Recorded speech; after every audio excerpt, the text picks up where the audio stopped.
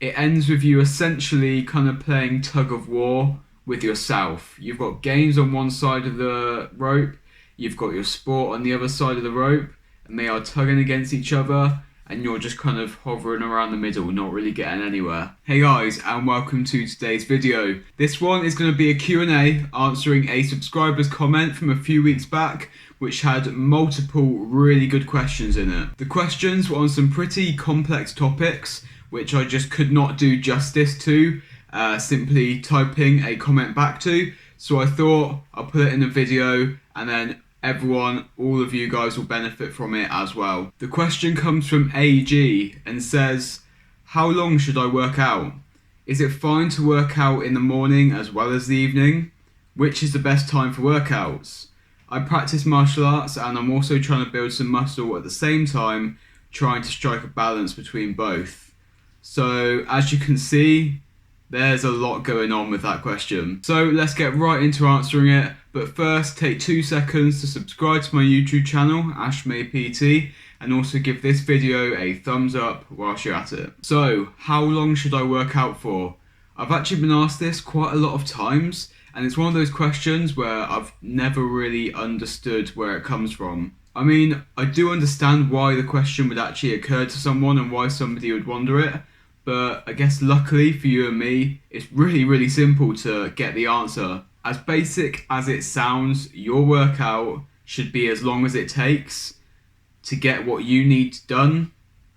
For example, let's say you're following a strictly hypertrophy program and you are training back and biceps that day, and you are doing 10 sets of back and 6 sets of biceps.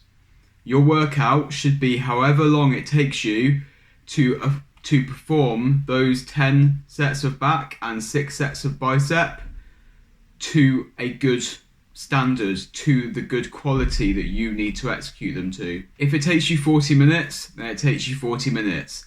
If it takes you an hour and 10 minutes, then it takes you an hour and 10 minutes. There's no point trying to extend a workout or shorten a workout because of your preconceived ideas of how long a workout should be. Your workout should be as long as it takes. As you get more advanced, volumes will increase. And because your volumes will increase, you're doing more, so the workout length will increase with that. But what's important to understand is that the workout duration is dictated by what you need to do within the workout. What you do within the workout isn't dictated by how long you need to work out for. Does that make sense? Now, if you aren't following a structured program like I was talking about with a certain amount of sets and reps per workout, you should be. But anyway, then the other way to approach this would simply be to stop at a point where you feel like you're starting to perform junk volume. If you are 4 exercises balls deep into a leg workout and you feel like you just don't have the mental focus, you don't have the willpower or the energy to push hard anymore, as hard as you know that you should be, then those sets are not going to be productive. They're not going to be beneficial. They're not going to help towards your goals of hypertrophy. So at that point, the workout is done. Call it a day, go home, recover, get ready to smash it again the next day. Whether that took you an hour to get to that point, an hour and a half, or 30 minutes, doesn't matter. But with that all being said, if you are taking more than 90 minutes to do a workout on a consistent basis, then I do kind of question whether you need to be doing an hour and a half worth of training, or if you're just kind of slacking off within your training and dragging it out. And then on the other hand, if your training is consistently less than 30 minutes, then again, I question whether you're trying to cram everything into too short of amount of time and not allowing yourself to rest, or if you're just simply not doing enough. So bear those things in mind. Is it fine to work out in the morning as well as the evening? / what's the best time to work out? Okay, so with this second part of the question, to be honest, I wasn't too sure if they meant what's the best time and is it okay if you're training once per day or if you're doing double days, 2 sessions in one day. So I'll answer both. If you're just training once per day, then the time of day that you can be most consistent with is going to be best for you. Yes, it may be true that you feel your best and your strongest working out at 3 p.m. and science article, whatever that you read, might say that 5 p.m. is the optimal time for training. But if you work and you can't train at 3 p.m. or 5 p.m., then that's useless information because you can't do that. It doesn't fit your lifestyle. So if the only way you can consistently train is at 7 a.m., it doesn't matter if it's not your favourite time of the day or the scientifically best time of day for you to train. It's the best time of day for you to train because it's the only time of day you can train. Alright? Now, if you're doing double days where you're training twice in one day, it is a whole different ballgame. The most important thing is to keep those sessions as far apart as possible with no less than 6 hours between those sessions. Nutrient timing also becomes a lot more important because you need to get those glycogen stores replenished, you need to get your recovery in way quicker. There's a lot more recovery demand on your body so that you can perform in both sessions. So with that in mind, it's really important that you focus on getting a good carb-heavy meal in after your training as soon as possible with quick digesting carbs, and then you want to get a total of around 2 to 3 at least carb-heavy, fast digesting sources of carbohydrates between those two sessions to really aid your recovery and get you ready to get back into that second session and push as hard as you need to be improving.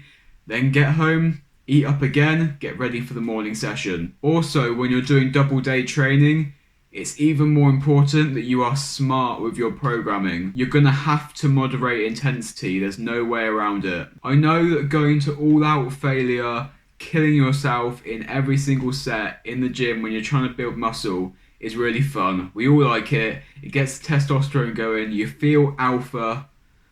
But if you are training twice a day and you're getting in sport-specific training as well, when you wake up with the worst DOMs of your life, you can barely move your arms or barely open your arms because your chest is so sore, or you can't bend down because of your lower back, then that is only hindering yourself. It's only going to stop you progressing in your sport-specific training.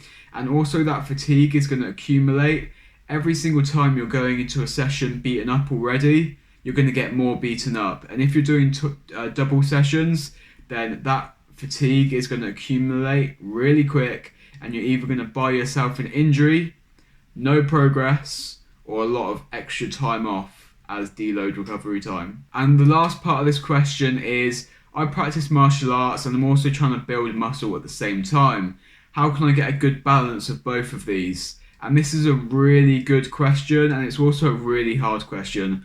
A lot of people struggle with this, and I do feel for those people. The reason this is so difficult is getting better for a sport is usually going to require you to do things which counter what it takes to get better muscle growth. It ends with you essentially kind of playing tug of war with yourself. You've got gains on one side of the rope, you've got your sport on the other side of the rope, and they are tugging against each other, and you're just kind of hovering around the middle, not really getting anywhere. When you're practicing your martial arts, you're going to be burning a hell of a lot of calories. You're also going to be putting a lot of stress and recovery demand on your body, which is going to take away from the recovery demand of what you can do in the gym to build muscle. And that means you're going to have to eat a lot more just to gain weight. You're going to have to place a lot more focus on recovery, and you're going to be able to do less when you're in the gym to accommodate for what you're doing outside of the gym. But it's not just that, unfortunately. You can only do so much in a week. And if you want to maximize muscle growth 100%, then 100% of what you can do in a week needs to be dedicated to things that will build muscle for you. And every percent of something that you do that doesn't go towards that muscle building accumulation pot is taken away from it. It sucks, but it's a fact, and you're going to have to come to terms with it. So really here, the best thing you can do is to be aware of your situation, set realistic expectations, and set out your priorities. This is what I mean. Be aware of the fact that you're trying to maximize two opposites at the same time. Whilst you're aware of that, you can then set your expectations to where they should be. Don't expect yourself to build as much muscle as your mate who is purely doing weight training when you're trying to balance the two. You're not going to build as much muscle, and if you know that, then you won't be expecting it and you won't be disappointed. Same goes for martial arts. Don't expect yourself to get as good as you would be if you were doing purely martial arts training, because you're not. And in terms of setting out priorities, let's say you're doing double training sessions 5 days a week. So that totals 10 training sessions a week. Now, you could do 50-50 split with 5 weight training sessions and 5 martial art training sessions, but I actually wouldn't recommend that. Personally, I would suggest that you prioritize one or the other. If you care more about muscle growth, then set your hypertrophy training to around 70% of those sessions, so 7 sessions a week, and then your martial arts training will be around 30%, 3 sessions a week, and that's kind of your baseline maintenance level of volume for that martial art training. And you leave it there whilst you work on getting your muscle gains. Then after you've prioritized hypertrophy for a few months, you can then switch things up if you want to. So you can then switch it around to 70% martial arts work and then set your hypertrophy on the back burner. So set your weight training to a maintenance baseline level of volume whilst you work on getting better at your martial arts. Rather than trying to improve on both simultaneously, which is crazy hard to do, maintain one whilst improving at the other. So you start here with both, keep one of them here, maintain, whilst the other comes up, then keep that one there, maintain, bring the next one up, and you're working your way up like that in intervals, in steps, rather than trying to force both up at the same time.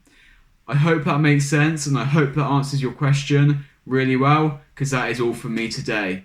I love answering questions from subscribers like this. It's always fun. It's always cool to know what's going on in your guys' heads. So make sure to drop your questions in the comment section below.